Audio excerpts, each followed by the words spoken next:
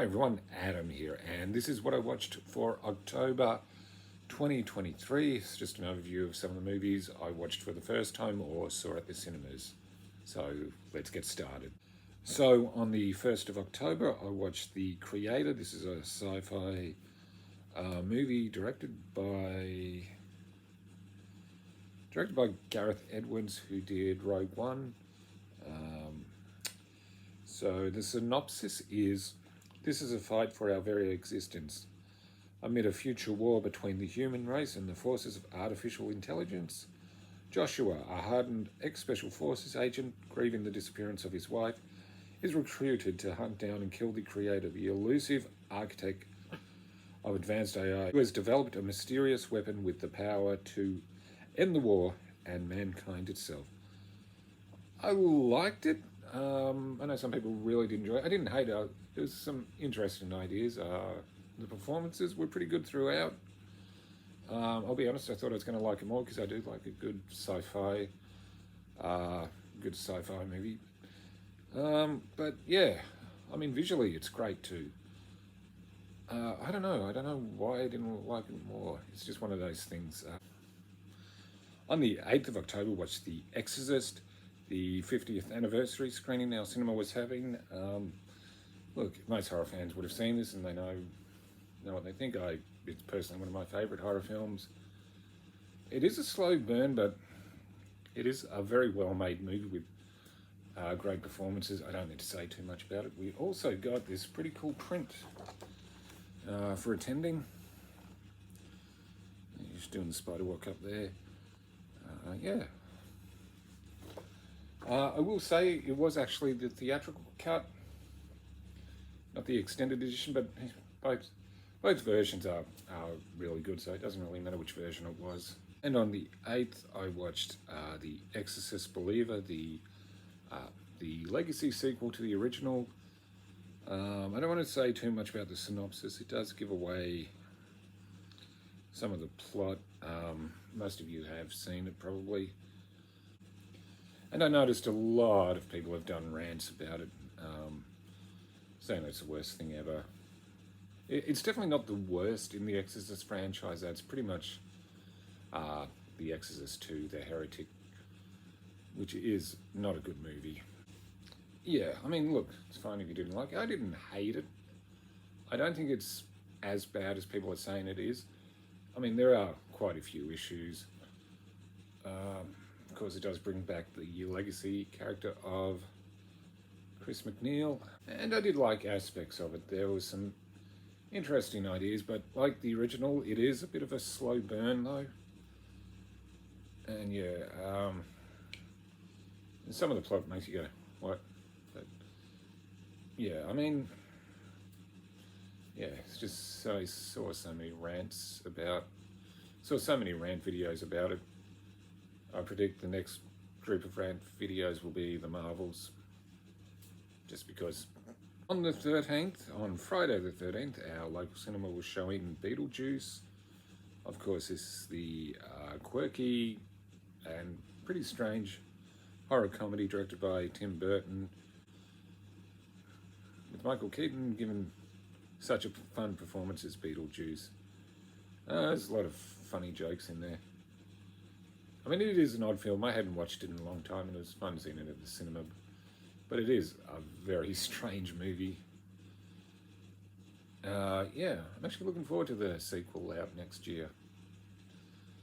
But yeah, of course, it's got the classic Day-O scene, which is definitely the highlight of that film. On the 18th, I watched The Expendables 4, latest obviously in the Expendable franchise, and this was actually kind of disappointing.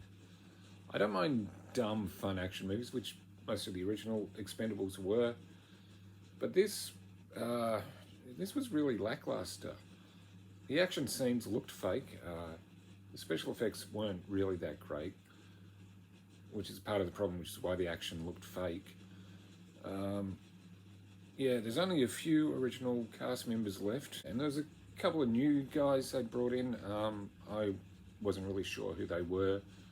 The thing about the original, The Expendables, is like, you know, they had classic action stars. You go, oh, it's him. But this one, I was like, who are those two guys? Okay. Plus, new addition is Megan Fox, who I guess best thing I can say is she's there. Yeah, and Andy Garcia.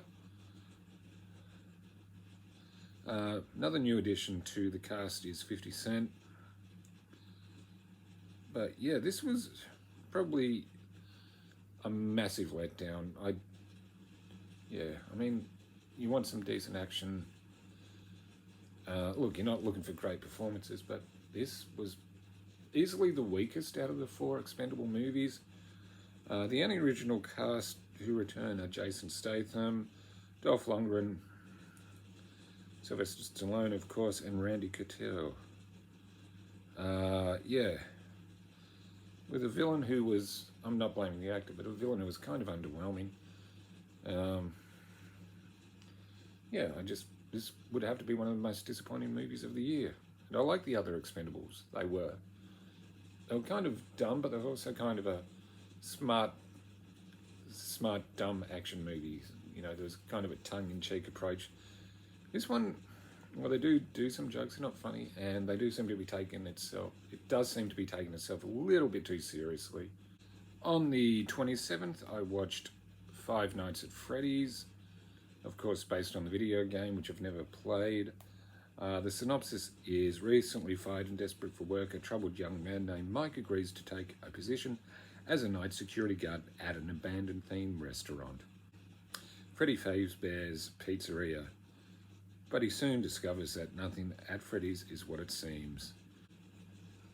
I've never played the games, and yeah, I found this kind of underwhelming. A lot of people, I found this underwhelming too. I know a lot of people have enjoyed it, some haven't. I don't know, I just really couldn't get into the story. There really wasn't any jump scares, which is the one thing I know about the game, is that that's what it's known for. And I was kind of hoping this big campy fun. It wasn't. It's pretty average, to be honest. I know there's the argument that, well, it was made for the fans, but here's the thing: when you make a movie based on a video game, sure, make it for fans, but you've also got to make it accessible to people who've never played the game. And there seemed to be a lot of lore in this. I'm not sure if there is a lot of lore in the game as well, but it was kind of, yeah. I mean, look, there was some decent acting, I guess, and I did like the look of Freddy and his crew. I mean, the animatronics look pretty cool, and it does kind of have an 80s aesthetic, even though it's not set in the 80s. But yeah, I found this, once again, massively underwhelming. So that's my What I Watched for October, which has probably been the most underwhelming month of movies I've seen this year. Let us know, have you seen any of these, and what did you think of them? Like, comment, subscribe. I'm Adam, and I'll see you again soon.